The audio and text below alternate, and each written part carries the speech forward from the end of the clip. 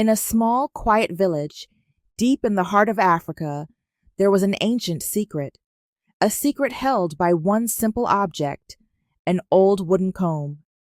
The villagers whispered about its power, about the wisdom it held, but only one person could truly understand its magic, the keeper of secrets.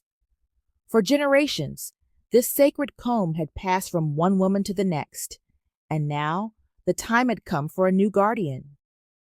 This is the story of Naya, a young girl who would learn that some secrets were meant to be uncovered and some stories were meant to be told. The village was called Whispering Winds because every breeze seemed to carry a story. The wind whispered the tales of their ancestors, the stories of mighty kings, brave warriors, and wise women. In the evenings, the villagers would gather around the fire to listen to the elders' stories. But over time, these stories started to fade, and many of the younger villagers had forgotten the old ways. The truth of their history was slowly being lost. Mama Zuri, the oldest woman in the village, was the keeper of these stories. Her mind was sharp and her heart full of wisdom. People said she could see glimpses of the future, but the real magic lay in something else. Her comb. The comb wasn't just an object for styling hair. It was the vessel of knowledge. Each woman who had held it before her had passed their memories and wisdom into it. And now, Mama Zuri knew it was time for the next guardian to take the comb and uncover the truth of their past. Mama Zuri's comb was old, carved with intricate designs of animals, plants, and symbols of their ancestors. The comb had been passed down from mother to daughter for many generations. It held the whispers of the past, the secrets of the village, and the wisdom of all who had touched it. The comb wasn't just a tool, it was a treasure that only the chosen one could truly understand. For years, Mama Zuri had been its guardian. She had heard the voices of the past and glimpsed the future, but now, as her age grew, she knew it was time to pass the comb to someone else, someone who was ready to take on its power. And that person was her great-granddaughter, Nia. One bright morning, Nia came to braid her great-grandmother's hair. Nia was a curious girl, full of wonder and always asking questions about the world around her. As she touched the comb, something strange happened. It wasn't just a comb anymore. Nia felt a sudden warmth spread through her hand, and before she knew it, she heard faint whispers, as if the comb itself was speaking. Startled, Nia dropped the comb, and Mama Zuri smiled. "It has chosen you, my child," Mama Zuri said gently, her voice full of knowing. "The secrets of our people will be yours to protect." That night, as the village gathered around the fire, Mama Zuri handed Nia the comb and told her to listen closely. As soon as Nia held the comb, the whispers grew louder. They told her of a hidden treasure beneath the great baobab tree. This treasure was not gold or jewels, but something more precious, the lost history of their people, the knowledge of their ancestors. The villagers were shocked. No one had ever dared to dig near the sacred baobab tree. It was believed to be the heart of their village, where their ancestors' spirits rested. The next morning, Nia, Mama Zuri, and the village elders gathered around the great baobab tree. With hands full of hope, they began to dig. The ground was hard and the work was slow. Hours passed and still there was nothing. Nia held the comb close to her heart, feeling the whispers encouraging her to keep going. Just when everyone was about to give up, there was a sound, a soft, hollow thud. The diggers stopped, and with careful hands, they unearthed a wooden box.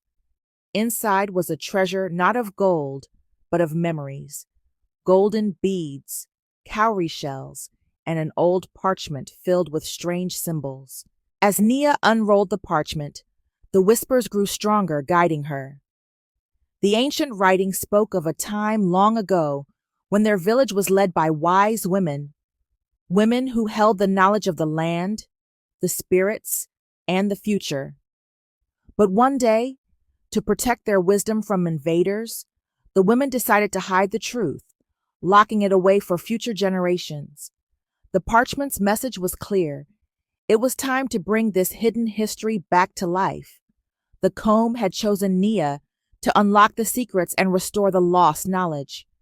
Not everyone in the village believed in the power of the comb. Baba Kofi, a respected elder, shook his head and muttered, "These are just stories. A child cannot bring back the lost wisdom of our ancestors." Mama Zuri, however, remained calm. "The truth doesn't need to be believed to exist," she said firmly. "It will be revealed in its own time." Nia, determined to prove the truth, set out on a journey with her mother and a few of the village youths. They walked for days through thick forests and across rivers, guided by the whispers of the comb. The comb told them where to find food, how to avoid danger, and which path to take. Even in the face of wild animals and harsh weather, Nia felt the comb's power keeping her strong. Finally, they reached the elders' cave, where the oldest inscriptions of their ancestors were kept. The cave was dark and filled with mysterious markings. As Nia pressed the comb against one of the stones, the markings began to glow.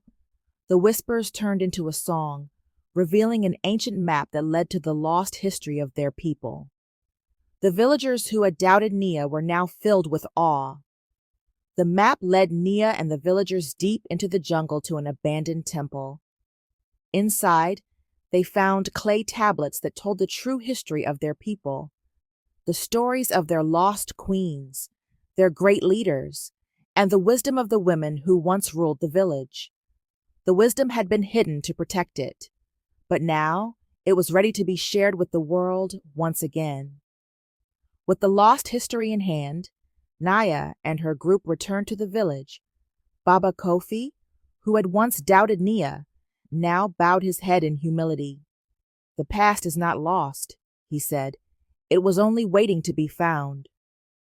The villagers gathered around to hear the stories that had been forgotten, and the knowledge of their ancestors began to restore the village to its former strength. The villagers began to restore the old traditions. The wise women of the past were honored once again, and their teachings were passed down to the younger generation. The comb had done its job. It had helped Nia uncover the truth, and in doing so, had brought the village closer to its roots. One evening, as Nia brushed Mama Zuri's hair, she heard the comb whisper one last time. "You are ready," it said. Nia felt a sense of peace and strength wash over her. Mama Zuri placed her hands on Nia's, passing the comb into her hands. "It is now yours to guard," she said, knowing that Nia was ready to continue the work of the ancestors. Years passed, and Nia grew into a wise woman. She shared the stories of their people, guided the village, and continued to protect the wisdom of the comb. When the time came, she passed the comb to her own daughter, who felt the same warmth, the same power, as she heard the whispers. The legacy of the comb lived on, passed from one generation to the next. The village of Whispering Winds thrived, its people stronger and wiser than ever before. The comb had become more than just an object. It was a symbol of their history, their culture, and the power of truth. The legacy of the Keeper of Secrets lived on in every generation, guiding them, protecting them, and reminding them that some secrets, when uncovered, could change the world.